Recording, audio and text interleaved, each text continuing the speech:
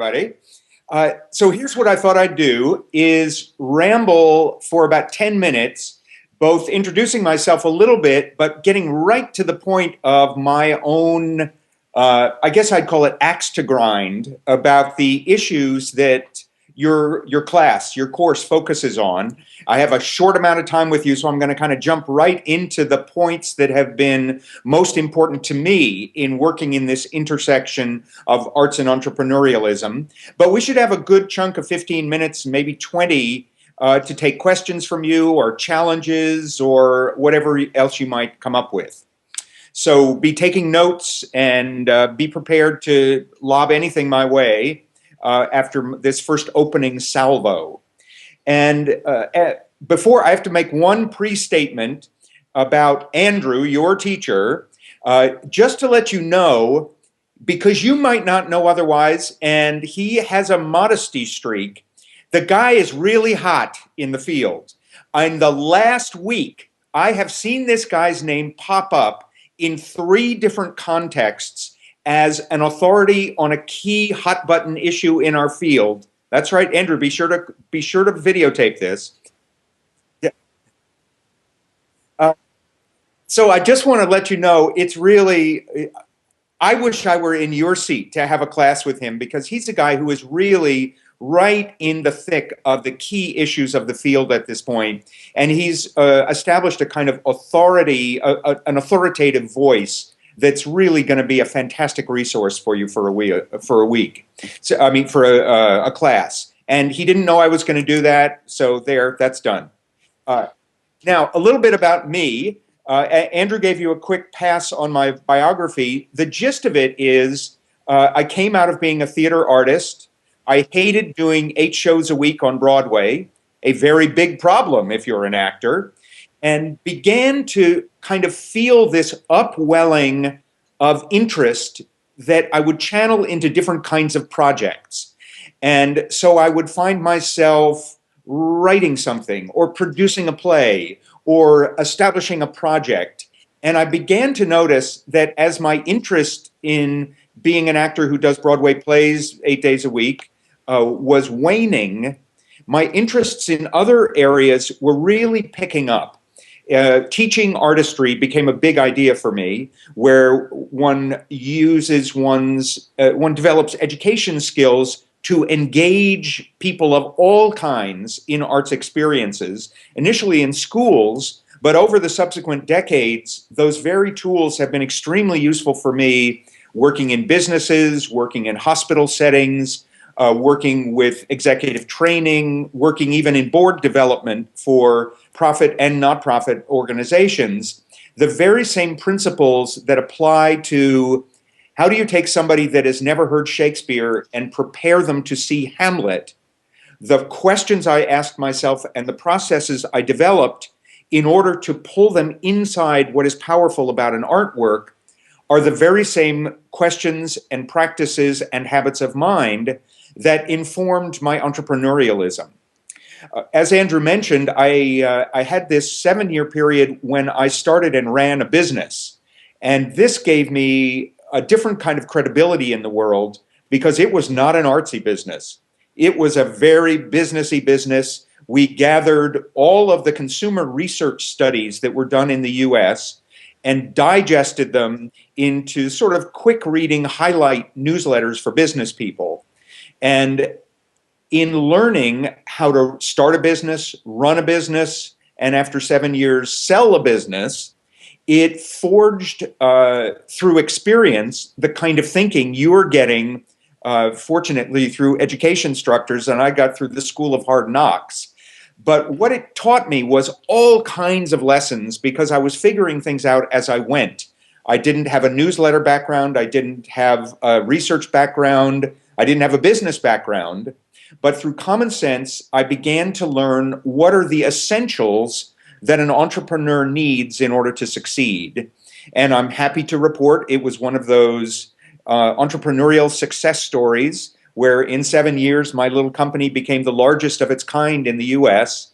And in incredible timing, I sold it right at the peak of its success, sold out completely, and retired in my early 40s, just to work on projects of passion for the rest of my life, which turned out to have me busier than ever.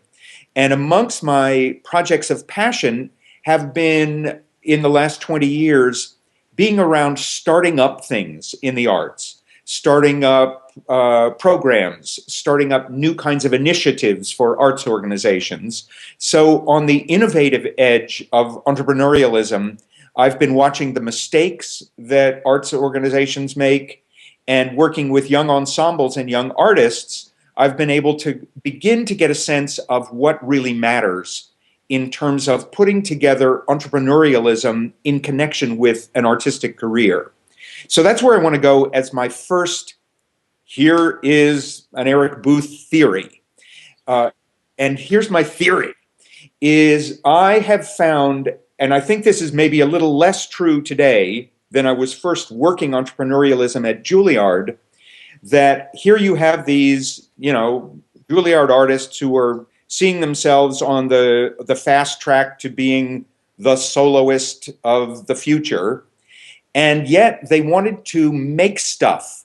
By the way, that's my definition of art, is to make stuff you care about. I want to widen the definition of art outside of artistic media so that making stuff you care about happens in every possible medium. And indeed, even though there are plenty of people who believe that arts media are what matters in the arts, I grew up when we used to refer to the art of bricklaying and the medical arts in the belief that any endeavor raised to its highest level of expression began to become the work of art. And I'm interested in helping people make stuff they care about in every possible medium.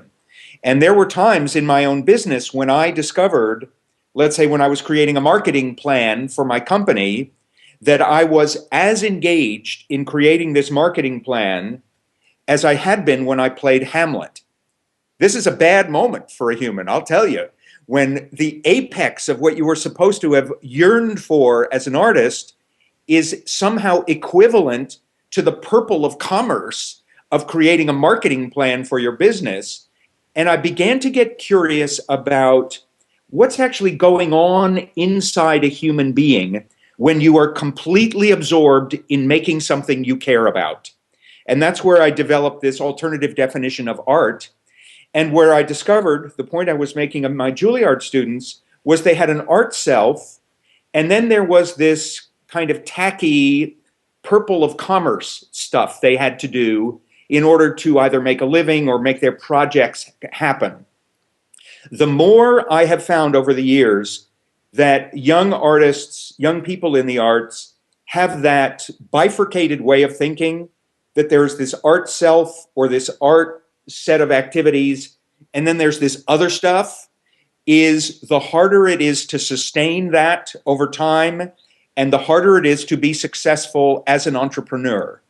Conversely, the more that there is a Venn diagram overlap of the skills and endeavors from one's artistry and one's entrepreneurial impulse into a zone where you're actually engaging in many of the same tasks, many of the same ways of thinking, many of the same kinds of attention and meaning making and problem solving, just as I discovered when I was in love with making a marketing plan for my business as much as I had for Hamlet.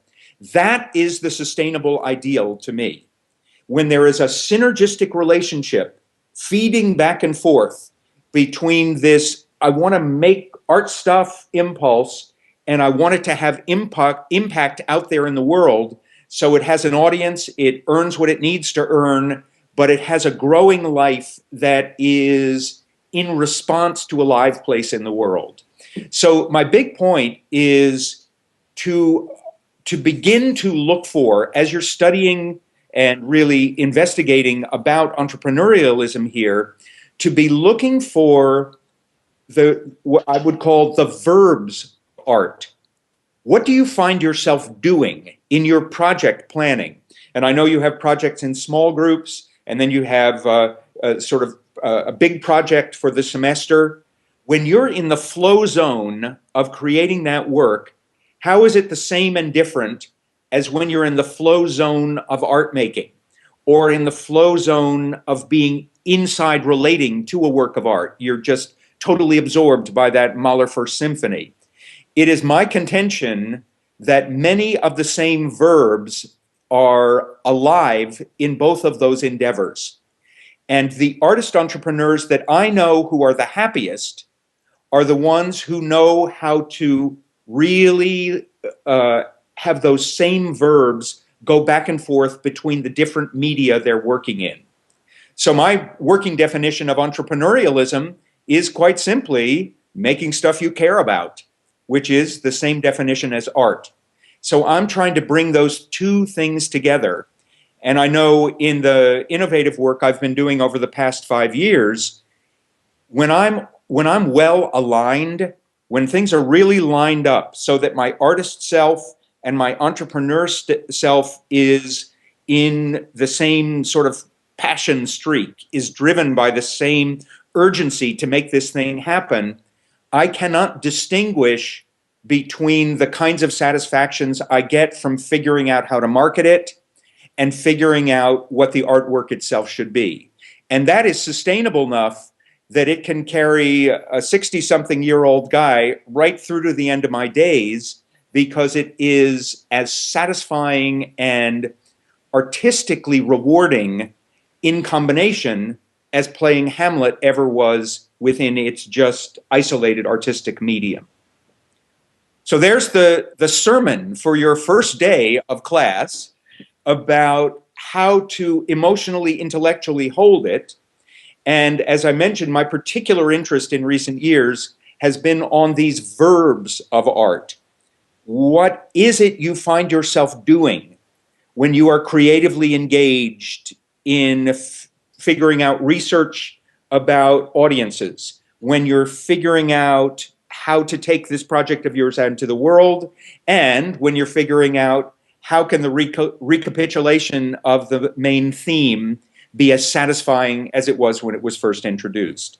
I find I use almost the same parts of myself in all those tasks.